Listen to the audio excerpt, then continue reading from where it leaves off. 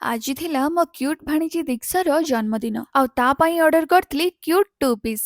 Two piece ଆମେ ଛୋଟବେଳେ ପିନ୍ଧିଲେ କେତେ କ୍ୟୁଟ୍ ଦେଖାଯାଆନ୍ତି ନା। ସଜ ହୋଇଥିଲି ବୋଲି ଟିକେ ରିଲ୍ସ କରି ଦେଇ ଘରକୁ ବାହାରିଲୁ। ବାହାରିଲା ଟାଇମରେ ଜାଣିବାକୁ ପାଇଲି ଏଇ ହେଲମେଟଟା ହଉଛି ମୋର ସଉତୁଣୀ। ସବୁବେଳେ ୟାରି ପାଇଁ ମୁଁ ଗାଳି ଶୁଣୁଛି। ଆଉ ପତିଦେବଙ୍କର ସଉତୁଣୀ କିଏ ଜାଣିବାକୁ ଚାହୁଁଛନ୍ତି? ବେଙ୍ଗଲୋରର ଟ୍ରାଫିକ। ତାପରେ ଗିଫ୍ଟକୁ ଟିକେ ପ୍ୟାକିଂ କରି ଦେଇ ଘରେ ପହଞ୍ଚିଗଲୁ। Happy birthday.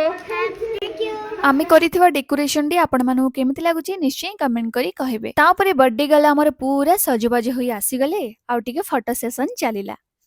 Happy birthday to you.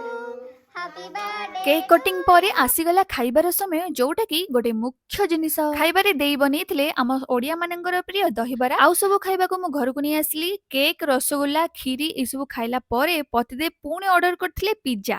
ଅବଶ୍ୟ ପିଜ୍ଜାଟା ବହୁତ ଦିନ ପରେ ପାଟିରେ ବାଜିଲା। ମୋର ମିନି ବ୍ଲଗଟି ଏଇଠି ଶେଷ ହେଲା।